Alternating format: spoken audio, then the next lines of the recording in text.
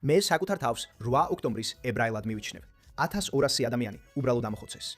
არ ვფიქრობ, რომ ეს რომელიმე მხარის არჩევა, ვფიქრობ ეს კაცობრიობის მხარის დადგომა. მას შემდეგ, რაც 7 ოქტომბრის, შემდეგ უფრო ხშირად დავიწყე პოსტების გამოქვეყნება მხოლოდ Instagram-ზე 25-დან 30,000-მდე გამომწერი. დავკარგე. როდესაც სიმართლისა და ავთენტურობის გზას ადგახარ, ყოველთვის დაკარგავ ადამიანებს გზაზე, მაგრამ ასევე მიიზიდავ მათ, ვინც შენს ცხოვრებაში უნდა იყოს. ყველაზე მნიშვნელოვანი რამ თითოეული ებრაელისთვის დედამიწაზე არის ისრაელში ჩამოსვლა და აქ დროის გატარება. და იგრძნო მაგია, იგრძნო ენერგია, იყო აბსოლუტურად და ყოველგვარი მორიდების გარეშე ამაკე შენი იუდაიზმით. შიში არასდროს იმარჯვებს. და ჩვენ დავბრუნდით ქვადის ინტერვიუებზე, სადაც ვესაუბრებით ძალიან საინტერესო ადამიანებს. და დღეს მე ვესაუბრები ძალიან საინტერესო მამაკაცს. Jeremy Awakens არის მისი სახელი Instagram-ზე. მისი ნამდვილი სახელია Jeremy Aronsoni. ის არის ჯანმრთელობის სფეროს მეწარმე და ახლა უკვე აქტივისტი გახდა. Jeremy, მოგესალმები. ძალიან მიხარია აქ ყოფნა. ძალიან კარგია რომ აქ ხარ. Jeremy, ნება მომეცი აშკარა კითხვით დავიწყო. Jeremy Awakens, შენ 7 ოქტომბერს გამოიღვიძე, არა?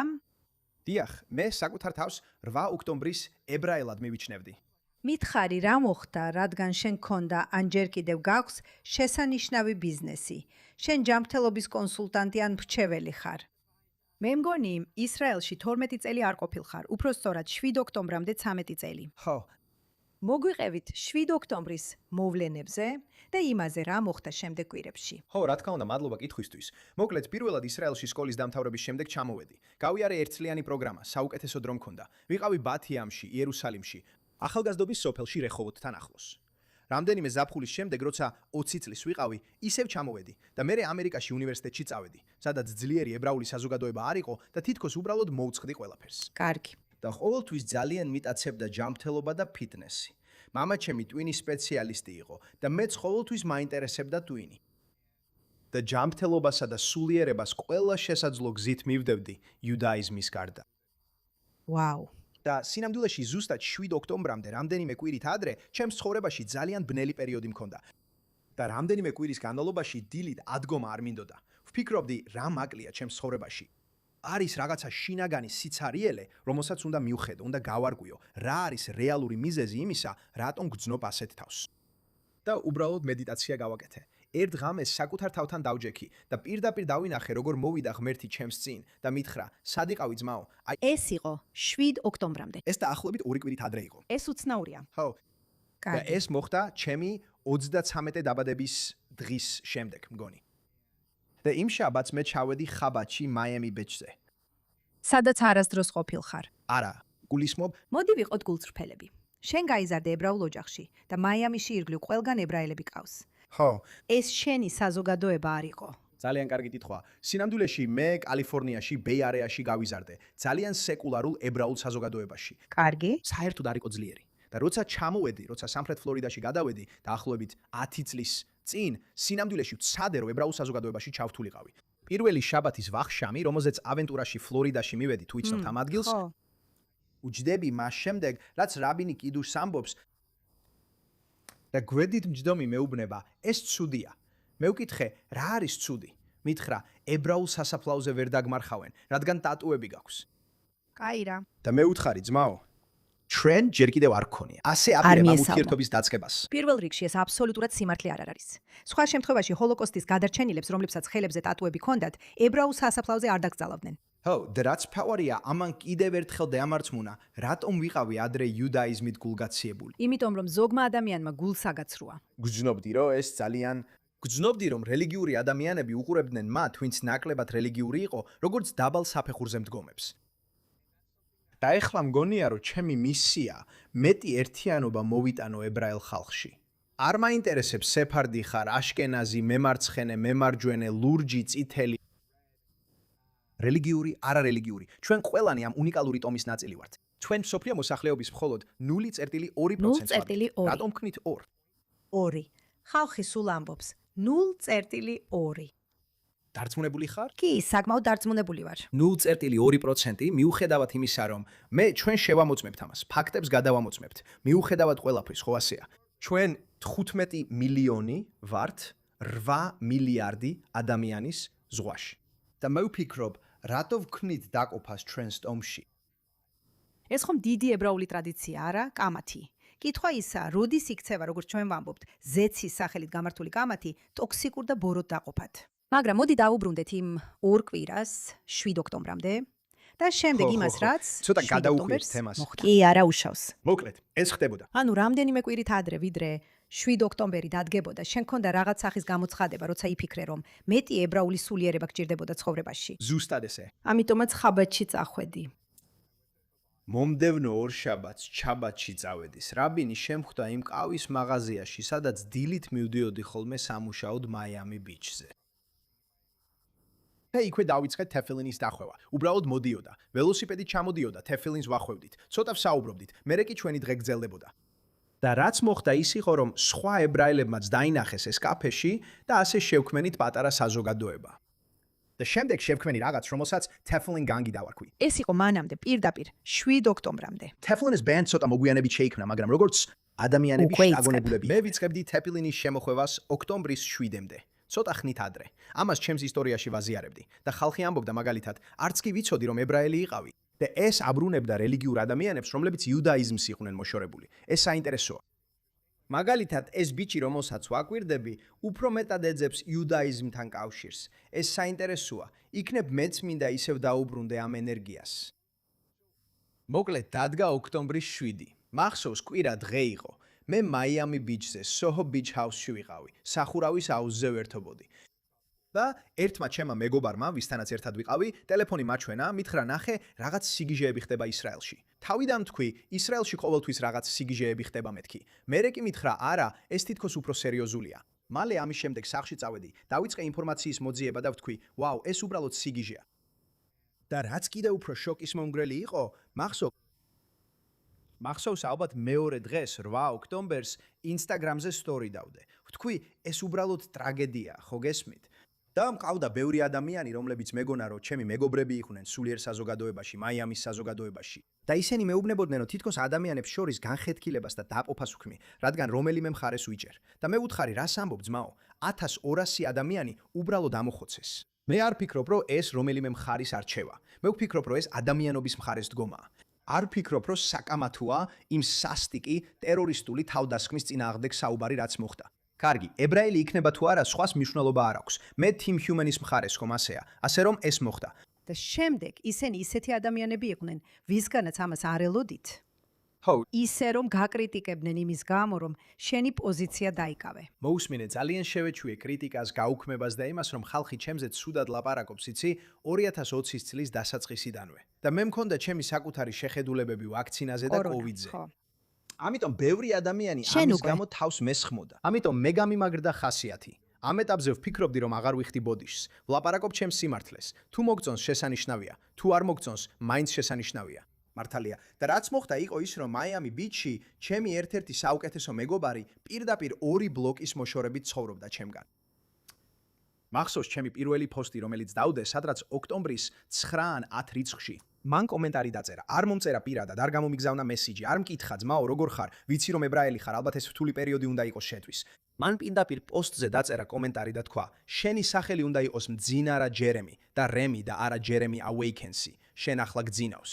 და მე ვუთხარი ძმაო, შენ არც კი გაქვს გამბედაობა, რომ 2 კვარტალი გადმოხვიდე ჩემთან სახლში და უბრალოდ ილაპარაკო, ხო გესმის? და მაშინ ვიფიქრე, კარგი, ეს საინტერესო გზა იქნება.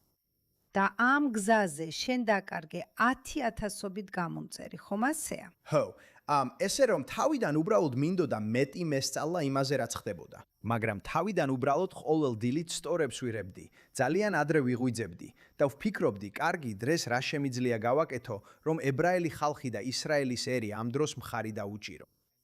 შემდეგ უფრო თავდაჯერებული გავხდი და ყველაფერი, რასაც ევროპაში და ამ დიდ ქალაქებში ვხედავდი, ზიზღს მიჩენდა. მაგრამ შენი საკუთარი საზოგადოება გაგიცრუა იმედები? ანუ როცა ვამბობ საზოგადოებას, გულისხმობ ჯანმრთელობის სფეროს საზოგადოებას. იმ საზოგადოებას, რომლის ნაწილიც იყავი, შენს პროფესიულ საზოგადოებას. მათგან განსაკუთრებულ წინააღმდეგობას გრძნობდი? დიახ, ნამდვილად, სულიერი საზოგადოება, ან სულიერი საზოგადოება, იოგას საზოგადოება, მედიტაციის საზოგადოება. სასაცილოა, რადგან ამან მართლა მაიძუა თავიდან განესაზღვრა, რა არის სულიერება. ბევრი ადამიანი ფიქრობს, რომ სულიერება ნიშნავს, რომ მე წავალ ამ მედიტაციის რიტრიტზე, ვივარჯიშებ იოგას. იცი, მე შევჭამ ჩავეხუტები გრანულას. ხეს. დიახ, ზუსტად და არ გამიგო არასწორად, ეს რაღაცები მართლა შეიძლება უფრო სულიერად გაგხადოს, მაგრამ რაც მივხვდი ისაა, რომ ამ ადამიანების უმეტესობა უბრალოდ სულიერებას ნიღბად იყენებდა.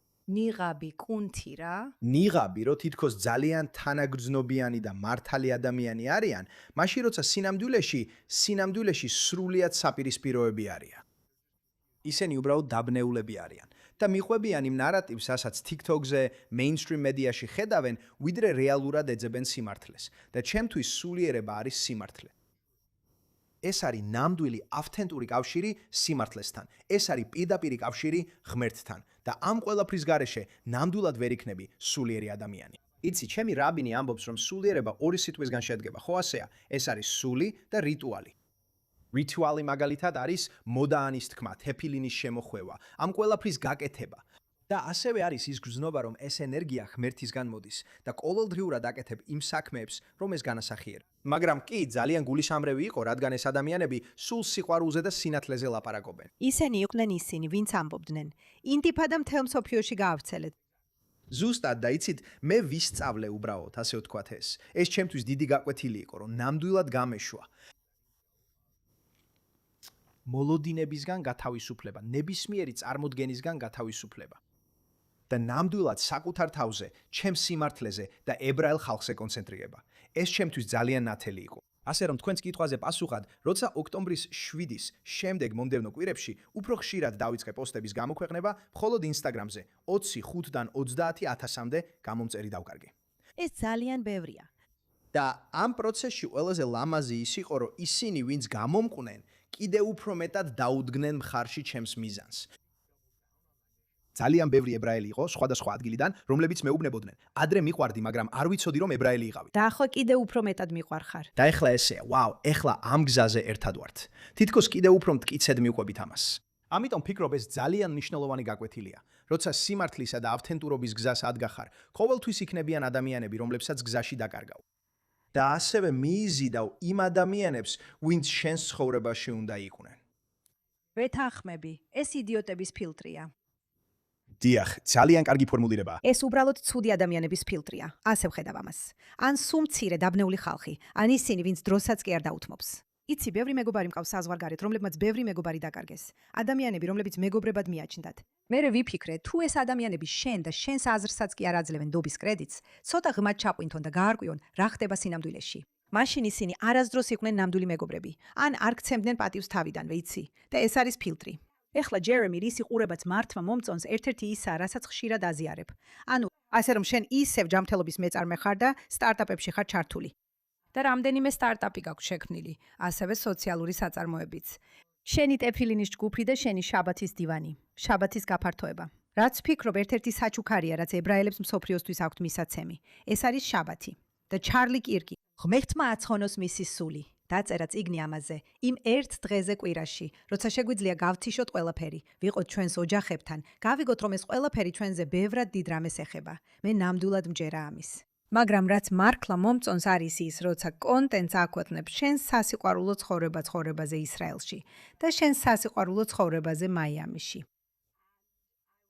და კითხავ როგორც უცოლო კაცს, გითხარი რამე მოულოდნელი განსხვავებები, რასაც არ ელოდი, როცა დაიწყე აქ ისრაელში, უფრო მეტი დროის გატარება. კარგი, ეს ძალიან კარგი კითხვაა. საინტერესოა, რადგან სოციალურ ქსელებში ბევრ რამეში ძალიან ღია ვარ. მართლა ასეა. მაგრამ ასევე არის რაღაცები, რასაც ხშირად არ ვაზიარებ. მაგალითად, დეტალებს არ ვწერ. მაგალითად, გუშინ ამ გოგოსთან პაემანზე ვიყავი და ასე წავიდა ყველაფერი. ესეთ რაღაცებს უბრალოდ. არა, მაგრამ შენ ზოგადი თქვი. ზოგადი შთაბეჭდილება. რა თქმა უნდა. აი რას ვიტყვი? მე ვფიქრობ, რომ ამერიკელმა ქალებმა ბევრი რამ შეუძლიათ ისწავლონ ისრაელელ ქალებისგან. კარგი, დავიწყოთ პირველით. ეს არის თვითფრიდპატივისცემა. ეს ძალიან ნორმალურია, განსაკუთრებით ისეთ ადგილას, როგორიცაა მაიამი. მაგრამ ვფიქრობ ზოგადად ამერიკაში, რომ რამდენიმე პაემნის შემდეგ გოგოსთან სძინავთ. თითქმის ესაა მოლოდინი. ეს თითქმის ნორმად იქცა, ხო ასეა? ისრაელში ეს ნორმა არ არის. იქ რეალურად უნდა ააშენო ღრმა, უფრო მნიშვნელოვანი კავშირი ქალთან. უნდა აგრძნობინო თავი უსაფრთხოდ. მან სრულად უნდა გენდოს, თუ ასეთი სიახლოვის უფლებას მოგცემს. და ვფიქრობ, ეს მშვენიერია, ესე უნდა იყოს ჩემი აზრით. კიდევ ერთხელ, თითქმის ყველა ისრაელელი გოგონა 18 წლის ასაკში მსახურობდა არმიაში. ამიტომ მათაც აქვთ დამოუკიდებლობის, ძალისა და გამძლეობის სრულიად განსხვავებული დონე. დაფიქრდი ამაზე. ამერიკაში 18 წლის გოგონები კოლეჯში გათიშვამდე თვრებიან და სხვადასხვა რამეს აკეთებენ. და კიდევ ერთხელ, მე არ უმსჯავრი ამას. უბრალოდ ვამბობ, რომ რომელი ამ გზებიდან მინდოდა რომ ჩემს მომავალ ცოლს გაევლო. ან შენს ქალიშვილს. ზუსტად. ესე რომ, ეს არის რამდენიმე ძირითადი განსხვავება. ეს არის რამდენიმე ძირითადი განსხვავება. მე ვფიქრობ, ისრაელელი ქალებიც სუფთა ფიზიკური თვალსაზრისით ბევრად უფრო მიმზიდველები არიან, ვიდრე მაიამის გოგონები. მე ვფიქრობ მაიამიში. მაიამი ცნობილია ლამაზი ქალებით. ასე რომ, ვფიქრობ აქ არის განსხვავება. კარგი. მაიამიში ბევრი მიმზიდველი გოგოა. იცი, ბევრი მაკიაჟი, ტუჩების ინიექციები, მკერდის იმპლანტები. კიდევ მე არ ვარ აქ იმისთვის, რომ ეს ყველაფერი განვსაჯო. ეს შენი სხეულია, შენი არჩევანია, რაც გინდა ის გააკეთე. კარგი. მაგრამ ერთ-ერთი რამ, რაც ისრაელელი ქალების უმრავლესობაში ყველაზე მეტად მხიბლავს, ის არის, რომ უმეტესად საკმაოდ ბუნებრივად გამოიყურებიან. თითქოს ეს ხმელთაშუაზღური ელფერი აქვთ. თითქოს მათში ეს მშვენიერი არსი იგრძნობა. და ვფიქრობ, ეს არსი მოდის იმიდან, რომ ისინი უფრო მეტად არიან დაკავშირებულები საკუთარ სულთან. და თითქოს საკუთარ სხეულში თავს უფრო თავდაჯერებულად გრძნობენ. თითქოს არ აქვთ საჭიროება გაიკეთონ ბოტოქსი, ტუჩების ინიექცია, იმპლანტი. შეიძლება სოციალური ზეწოლაც ნაკლებია. ასევე უნდა გაიგო გარემო. ალბათ ნაკლებად ზედაპირულია, იმიტომ რომ დრო არ გვაქვს. იცი, უნდა ვიბრძოლოთ მტრებთან. ამიტომ შეიძლება უბრალოდ ნაკლები დრო გვაქვს ასეთი თავის მოვლისთვის. მაგრამ რიჩეიპს კი ჰალოს თუ ოვრუკ. ხო, შეიძლება. მაშ, ჯერემი, დაუბრუნდე ჩემს საოცარ ინიციატივებს. მოგვიყევი ცოტა რამ შენ სტეფილინის ჯგუფზე. რას მოიცავს დღეს ეს ყველაფერი? შენს შაბათის ღონისძიებებს და ასევე შენს ბიზნესს. შენ ცდილობ ახალი ჯანმრთელობის პროდუქტები შემოიტანო ამ ქვეყანაში. რა თქმა უნდა, ნება მომეცი. სინამდვილეში კიდევ ერთი რამ მინდა გოგონების აღვნიშნო. შესახებ. ქალებსა და ამ შედარებაზე. და კიდევ ერთხელ, სწრაფ შედარებას გავაკეთებ მაიამის ქალებსა და ისრაელის ქალებს შორის. კარგი. ასე რომ მაიამიში გოგოსთან შეიძლება პეემანზე წავიდე, ძალიან კარგ რესტორანში ვივახშმო, შესანიშნავი საუბარი გქონდეს და რა თქმა უნდა ანგარიში მე გადავიხადო. ეს კაცის როლია $500 და შეიძლება საღამოს ბოლოს მადლობაც კი მითხრას. მართლა? ხო, გძნობენ რომ ყველაფერი ეკუთვნით, რადგან ამ გოგოების უმეტესობას მიკონოსში დახავთ. სენტროპესშიც მიყავთ ინსტაგრამზე შემთხვევითი ბიჭების მიერ. და ამ ყველაფრიდან შექმნილი მოლოდინი დაუჯერებელია. ეს ყველაფერი ძალიან ბუნდოვანია, რადგან ყველაფერი ტრანზაფერი ტრანზაქციურია, ხო ასეა, როცა საქმე მაიამიში პაემნებს ეხება. ეხლა, ზოგად შეფასებას ვაკეთებ. ცხადია, ნამდვილი კავშირებიც არსებობს, მაგრამ ეს მაინც დიდი საკითხია.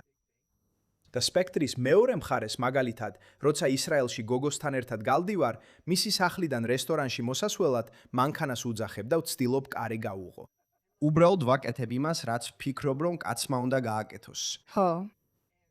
და არის რაღაცა მსგავსი გაოცების, თითქოს ვინ ხარ შენ? და მე ვამბობ, არა, ეს არის. ეს ნამდვილია? და მე ვამბობ, ალბათ ისრაელელი ბიჭები რაინდობის სტანდარტს ძალიან დაბლასწევენ. არა, აქ თითქმის არანაირი რაინდობა არ არის.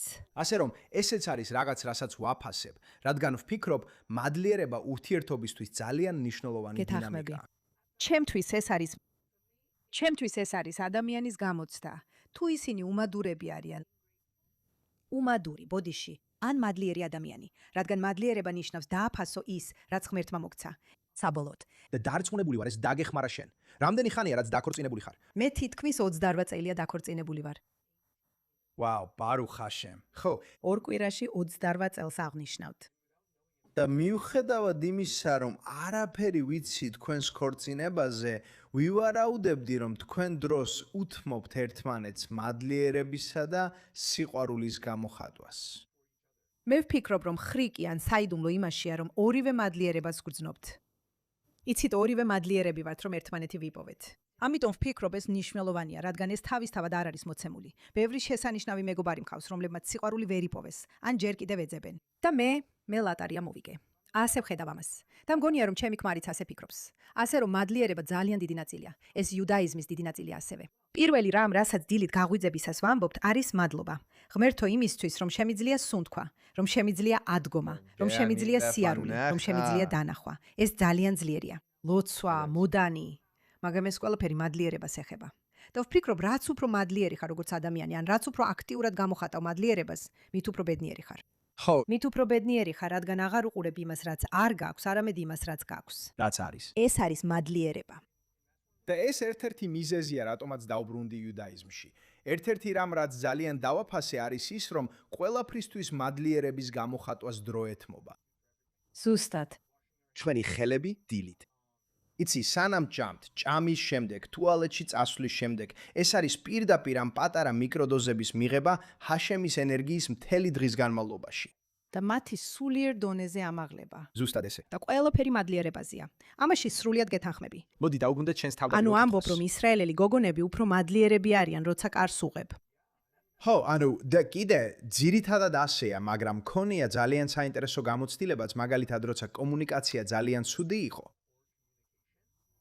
მაგალითად, საკუთარ თავზე ბევრი ვიმუშავე, რომ უკეთესი კომუნიკატორი გამხდარიყავი და გამომეხატა ჩემი გრძნობები და ემოციები. და მივხვდი, რომ ზოგიერთი ისრაელი ქალისთვის შეიძლება უჩვეულო იყოს, რომ მამაკაცთან კონდეთ კავშირი, რომელიც ასე ღია და გულწრფელია. დიახ, ჩვეულებრივ ისინი არ უსმენენ.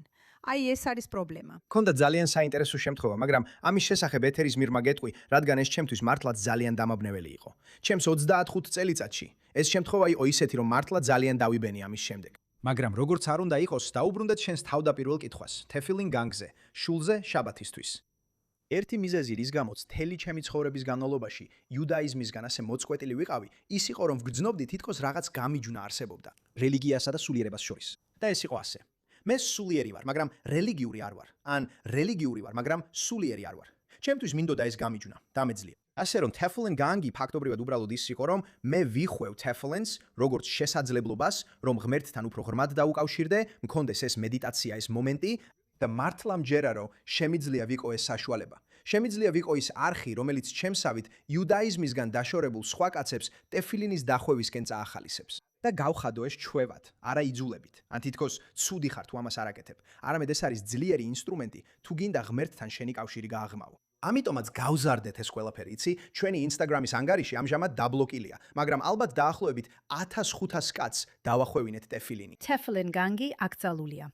ხო, ყოველთვის საინტერესო პროცესებს გავდივართ. Soulful შაბათი მე მივდიოდი ყველა ამ შაბათის ვახშამზე მაიამიში და ყველა კარგი იყო, მაგრამ ყველა ერთნაირი იყო. ეს იყო ისე, თითქოს ხალხი უბრალოდ უკავშირდებოდა მარცხნივ, მარჯვნივ ან პირდაპირ მჯდომ ადამიანს და მხოლოდ ზედაპირულ საუბარს აწარმოებდნენ. საიდან ხარ?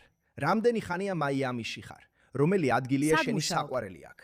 ხო, და ეს ისევ ეს ნორმალურია, მაგრამ ეს იყო ზედაპირული საუბრების საფუძვლის შექმნა. და ეს იყო პრობლემა, რომლის გადაჭრაც მინდოდა. ვფიქრობ, უმეტეს ადამიანს ემოციური სიღრმეს წყურია, ვიცით ეს თუ არა. ასე რომ, soulful შაბათი არის ტრადიციის და ტრანსფორმაციის შეხვედრა. ჩვენ გვაქვს უნიკალური კითხვები თითოეული მაგიდისთვის, რომლებსაც ღიად განვიხილავთ. შეიძლება ისინი თორას ნაწილის თემასაც უკავშირდებოდეს. ეს შეიძლება დაკავშირებული იყოს დღესასწაულთანაც, მაგალითად პესახთან, მაგალითად რა არის შენი შინაგანი ეგვიპტე, რომლისგანაც გაქცევა გინდა შენს ცხოვრებაში. ვცდილობთ, რომ ეს იყოს აქტუალური. ვფიქრობ, სწორედ ამას ვაკეთებთ. ზუსტად და ყველაზე დიდი გამოხმაურება, რაც ამ ყველაფერზე მივიღე, არის ის, რომ ხალხს გძნობს, თითქოს ისინი მართლაც ქმნიან მნიშვნელოვან კავშირებს, სამუდამო მეგობრობას. ალბათ ირიბად შიდუხის მიზეზიც გავხდი და ზოგიერთ ადამიანთანაც ასე მოხდა. კარგია შენთვის. ჯერემი. მაშ გულისხმობ, ეს მხოლოდ 1 წელია, რაც დაიწყო. იცი, ეს მართლაც ეხლა იწყება. ასე რომ მაინტერესებს სადამდე მივა ეს ყველაფერი. და შემდეგ ყველაზე ახალი წამოწყებაა Lev 18, რომელიც ძირითადად ტელემედიცინის კომპანია, რომელიც ყველაზე ლეგიტიმურ თანამედროვე მედიკამენტებს ებრაელ ხალხს აწვდის. Lev ნიშნავს გულს, 18 კი არის ხაის რიცხვი, რა თქმა უნდა. ამიტომ ჩვენ ვაპირებთ ყურადღება გავამახვილოთ წონის დაკლებასა და მეტაბოლიზმზე, მამაკაცების სექსუალურ ჯანმრთელობაზე, ასევე ადამიანების დახმარებაზე აუტოიმუნური მდგომარეობების დროს, სასიამოვნოა. როგორიცაა PCOS, კრონის დაავადება. ასე რომ ჩვენ ვიმუშავებთ პეპტიდებთან და სხვა მედიკამენტებთან და ჩვენ გვყავს სერტიფიცირებული ექიმები ამერიკის ყველა 50 შტატში. ეს შესანიშნავია. და შემდეგ იმედია, როცა პირველ წელს ამერიკაში დიდ წარმატებას მივაღწევთ, შეიძლება ისრაელშიც ჩამოვიდეთ და სიყვარული მოვიტანოთ. Traumedy. ესე რომ ჯერიმი ახლა რამდენიმე კვირას აკატარებ. 7 ოქტომბრის შემდეგ აქ საკმაოდ ბევრი დრო გაატარე. და მართლა მე ვხედავ შენს კონტენტს და შენ ნამდვილად ცდილობ რომ ისრაელსა და თელ-ავივში ცხოვრება ხელმისაწვდომი გახადო იმ ადამიანებისთვის, ვინც ამას არ იცნობს, იცი, იმ ადამიანებისთვის, ვინც არ იცის როგორი ცხოვრება აქ. თუ არ ცდები, შენ აქაც იყავი რამდენიმე ომის დროს, ან სულ მცირე, ირანის თავდასხმების დროს. რა არის შენი მთავარი გზავნილი, როცა ხვდები ადამიანებს, რომლებსაც საერთოდ არ აქვთ კავშირი, ან თუნდაც უარყოფითი შეხედულებები აქვთ ისრაელზე? რა არის პირველი, რასაც ცდილობ უთხრა მათ? მე მჯერა რომ ყველაზე მნიშვნელოვანი რამ თითოეული ებრაელისთვის დედამიწაზე არის ისრაელში ჩამოსვლა. აქ დროის გატარება და ამ მაგიის, ამ ენერგიის შეგრძნება. მართლა მაკრის ბუსუსები როცა ამას ვამბობ, იმიტომ რომ მე აქ არ ჩამოსულ ვარ იმ 13 წლის განმავლობაში და ეს ერთ-ერთი ყველაზე დიდი სინანულია ჩემს ცხოვრებაში. ფიქრობ, როგორ შემეძლო გამომეტოვებინა ეს მძლავრი ენერგია, რომელიც ისრაელია. იცით, თელ-ავივი აშკარად საოცარია, მაგალითად ღამის ცხოვრებისთვის, პლაჟისთვის, მზის ჩასვლისთვის. მუსიკა, ეს ყველაფერი საოცარია, მაგრამ იერუსალიმში ყოფნაც ძალიან უნიკალური შეგრძნებაა. ეს თითქოს სულიერი განახლებაა. მართლა ესეა. მაგალითად, დილით უბრალოდ რომ გავისეირნო, თავს ძალიან ახლოს გძნობ ჩემს რწმენასთან, თავს ძალიან ახლოს გძნობ ღმერთთან. ძალიან ადვილია, რომ სიახლეებში ჩაიძირო და შიშმა დაგძლიოს. თითქოს ღმერთო ჩემო, აქ მოსვლა საშიშია. და მერე აქ რომ მოდიხარ, ფიქრობ, ვაუ, ცხოვრებაში ასე უსაფრთხოდ თავი არასდროს მიგრძუნია, ხო გესმის? და ვფიქრობ, ეს ჩემთვის ძალიან მნიშვნელოვანია. სულ უფრო და უფრო მეტი ახალგაზრდა ებრაელი არსებობს, რომლებიც სინამდვილეში ისრაელის წინააღმდეგ არიან განწყობილი. დიახ, ეს არის. და იცი ახლა ამერიკაში შენ როგორც ამერიკაში დაბადებული ებრაელი იყურები გარშემო და ხედავ ანტისემიტიზმს, რომელიც ალბათ არასდროს გინახავს ან გამოგიცდია შენ ცხოვრებაში. შენ ხედავ ამას მარცხნიდანაც და ხედავ მარჯვნიდანაც. როგორ იქცევი, რა არის შენი გზა? რა გზა, რომლითაც შეგვიძლია ეს დავძლიოთ, გაუმკლავდეთ ამას. რას უნდა აკეთებდნენ ამერიკელი ებრაელები?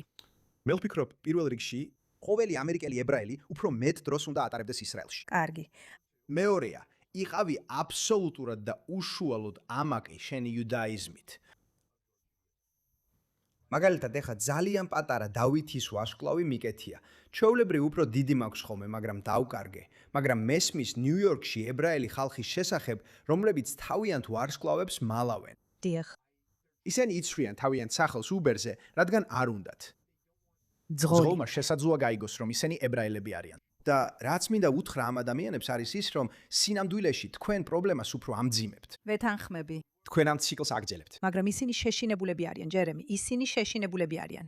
და ეს რეალურია. ისიც რეალურია, რომ შიში არასდროს იმარჯვებს. და თუ გააგრძელებ ცხოვრებას ისე, რომ გეშინია შენი ნამდვილი იდენტობის გამოჩენის, როგორ ფიქრობ, დანარჩენი მსოფლიო როგორ მოიქცევა? ხო. ისევ, როცა ებრაელი ხალხი საუკეთესო ფორმაშია, ისინი ერთიანები არიან, ძლიერები და ამაკები. როგორც კი ჩვენ საზოგადოებაში მოწყვლადობას გამას გამოვავლენთ, მაშინ მსოფლიო ხდება, რომ სუსტები ვართ. ვეთანხმები. ეს იყო უსაფუძვლო სიძულვილი, რომელმაც მეორე ტაძარი დაანგრია. ისტორია. კარგი, რომაელებმა ფიზიკურად დაანგრიეს, მაგრამ იუდეველებს შორის უსაფუძვლო სიძულვილი იყო ნამდვილი ძირითადი მიზეზი. ხო, სწორია. ერთ-ერთმა ბანდამ ისინი გამოიძახა, რომ მეორე ბანდა გაენადგურებინათ. ამიტომ მოხდა ეს. ესე რომ ჩემთვის ეს ესე მარტივია და ვფიქრობ, მშობლებმა უკეთ უნდა იზრუნონ იმაზე, რომ საკუთარ შვილებს მისცენ ისეთი ინსტრუმენტები, რომ იუდაიზმი უფრო ხელმისაწვდომი და უფრო მაგარი გახდეს. მაგალითად, გეთანხმები. მეც ასე ვფიქრობ. მიხარია კიდეც, რომ ეს არ მქონდა, როცა პატარა ვიყავი. მგონია ღმერთმა ძალიან უნიკალური გზა მომცა. ყველაფერი ზუსტად ისე მოხდა, როგორც უნდა მომხდარიყო. ხდარიყო, დადა. მგონია, რომ 15 წლის განმავლობაში ამ საოცარი ოჯახისგან მოწყვეტილი ვიყავი. ხო. იცი ასე. იცი, ჩვენ არ ვართ, ყოველთვის ვამბობ, დღეს ჩემმა მეგობარმა დამირეკა და მითხრა, ჩემი ძმა ქვეყნიდან მიდისო. ის აქ წლებია ცხოვრობს და ვუთხარი, მან თქვა, ფიქრობს, რომ ყველაფერი ცუდადაა. ვკითხე, და სად არ არის ასე? მან თქვა, ხო, მართალი ხარ. უთხარი ნახე, საბოლოოდ ჩვენ სრულყოფილები არ ვართ, მაგრამ შენი პრობლემური ოჯახი მაინც შენი ოჯახია. ასე რომ კითხვა ასეთია: დარჩები და ეცდები განკურნო ეს, თუ წახვალ და სხვა პრობლემურ ოჯახს მოძებნი? აი აქ ვართ ახლა და ჩვენ გვირჩევნია დავრჩეთ იმ ოჯახთან, რომელსაც ვიცნობ და გვიყვარს. რითი გინდა დაასრულო? რა არის შენი გზავნილი? ჩემი გზავნილი ებრაელი ხალხისთვის არის ის, რომ ნამდვილად განვახორციელოთ ჩვენი ერთ-ერთი მთავარი ღირებულება, რაც არის ტიკუნ ოლამი, სამყაროს განკურნება, ხომ ასეა. მაგრამ იმისთვის, რომ სამყარო განკურნოთ, ჯერ საკუთარი თავი უნდა განკურნოთ. სრულებით. და ამჟამად ძალიან ბევრი ებრაელი დადის ამ დედამიწაზე მოურჩენელი ტრაუმებით. და ეს ენერგია იწვევს უსაფუძვლო სიძულვილს ებრაელებს შორის. ჩვენ ვერასდროს გავხდებით ჩვენი თავის საუკეთესო ვერსია, თუ შინაგან მუშაობას არ გავაკეთებთ. კარგი, ვფიქრობ, ყველაზე მნიშვნელოვანი რამ, როგორც ადრე ვთქვი, არის პროსემიტიზმი. როგორ შემიძლია ინდივიდუალურად გავხდეთ ჩემი თავის საუკეთესო ვერსია, ის ვერსია, რომელიც ღმერთმა შემქმნა, რომ გაუმხდარიყავი. ხომ ასეა? ყოველდილით მოდე ანის თქმა, თეფილინის დადება, ლოცვა, ჩემი სხეულის მოვლა, ჩემი არსების მოვლა, სუფთა საკვების მიღება, საკუთარი თავის სიკეთით მოპყრობა, სხვების სიკეთით მოპყრობა, იკეთით მოპყრობა. თუ ყველანი შევძლებთ ამ შინაგან მუშაობას, ერთობლივად ახალ დონეზე ავწევთ თავს. და ვერავინ დაგვრცემს, როცა საკუთარ ცნობიერებას ავამაღლებთ. ასე რომ ვფიქრობ, უნდა გავამახვილოთ ყურადღება პროსემიტიზმზე და არა. მომწონს ეს. ვიდრე მხოლოდ ნეგატიურ ენერგიაზე ვიყოთ კონცენტრირებულები. ასე რომ საქმე უფრო იმაშია, რომ თიკუნ ოლამი და ასევე იცი ჩვენი სულის განკურნება. კარგი, ეს მომწონს. და ეს მშვენიერი გზავნილია. ჯერემი, მადლობა რომ გაიღვიძე. მადლობა რომ აქ ხარ და გთხოვ, დაბრუნდი იერუსალიმში რამდენჯერაც გინდა. ბარუხ ჰაშემ. ძალიან გავერთე შენთან ერთად და აუცილებლად უნდა გავაკეთოთ მეორე რაუნდი, შენ ჩემს პოდკასტში უნდა მოხვიდე. მეც ძალიან მინდა ეს. მადლობა. მოდი გავაკეთოთ.